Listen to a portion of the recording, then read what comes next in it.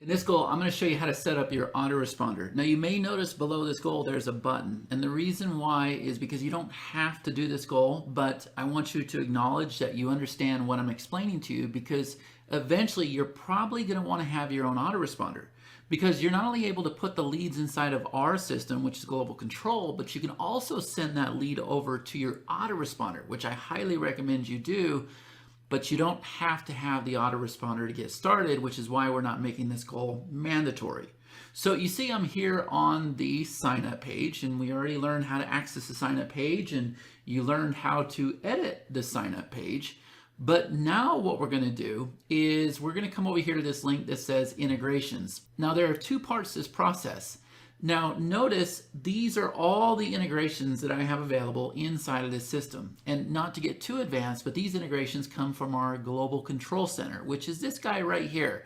And I have a separate goal teaching you about the global control center. And there's actually a wizard inside of the global control center itself. But for right now, let's keep it very, very easy.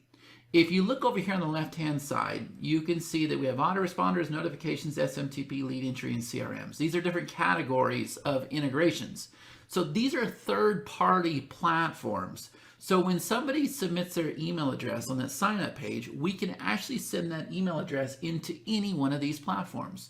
Now, some of these platforms are free.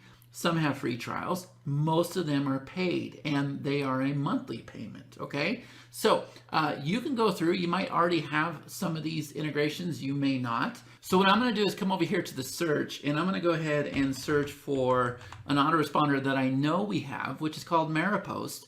And so you could go ahead and search for the same thing, or you could just scroll through all the integrations. But I'm gonna go ahead and click on this here. And when I do, notice it says that I have 0 connected accounts, okay? So what I wanna do is I wanna go ahead and add an account. Now, if you are not familiar with these platforms or you wanna learn more, you can always come over here and click on this link and it'll take you to the provider, okay? But I'm gonna go ahead and click this edit button here.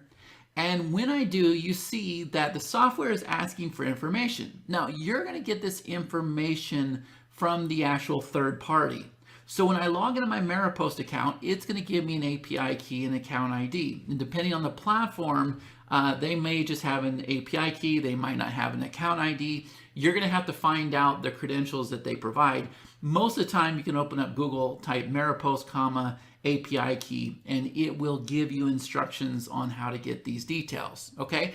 But I've already got these details, so what I'm going to do is I'm going to go ahead and connect it. So this is internal, so I'm going to go ahead and put Chad. Then I'm going to go ahead and put my API key, and then Maripost gives us an account ID, so I'm going to go ahead and put that there, and then I'm going to press Test Credential. And you're going to see it says authentication was successful. Now you can save this setup. All right, so it's very important that we first do the test, we get the green check mark, and then we click Save Account. Okay, now you see that the account has been added successfully. That's the first part. Now, we can go through and add as many integrations as we want to. So now you see that I have Maripost connected, and I could still come over here and I could say not connected. And so I could connect more if I wanted to. And what we just did was we actually connected this integration inside of our global control center so it can be used for all of our software, okay? But now here's the second part. Let's go ahead and come back over here to the publication directory, and let's come over here to my publications, and notice I don't have the publication here. And the reason why was because I removed it from the directory just so I could add it again for the sake of this goal, okay? So I'm gonna come back over here just like we did before, and I'm gonna click Add Publication. Now we're gonna go ahead and select the publication just like we did before. We're gonna click Next. Here's where it's different.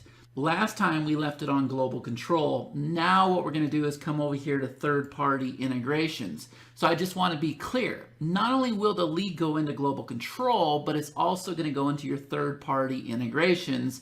And now you should see the integration in this window here, and you can go ahead and choose your account. And then from there, you can go ahead and choose the list and everything else. So once I've set up my list, next thing is I'm going to go ahead and click Next.